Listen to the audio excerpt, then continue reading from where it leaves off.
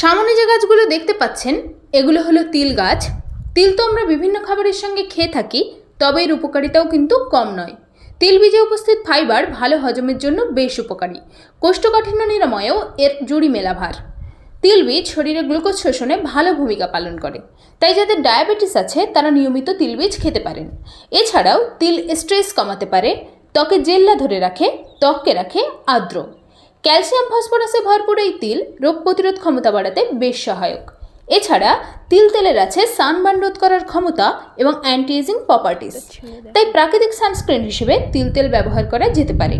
তিল বীজ বিভিন্ন খাবারের উপর ছড়িয়ে তিলের খাঁজা বানিয়ে অথবা তাহিনি বানিয়ে খাওয়া যেতে পারে। বাড়ির উঠোনে অল্প একটু জায়গা থাকলে অল্প কিছু গাছ লাগিয়ে বাড়িতেই সংগ্রহ করতে পারেন গোটা বছরের তিল বীজ। আসুন গাছ লাগাই, পৃথিবীটাকে আরও একবার সবুজ বানাই।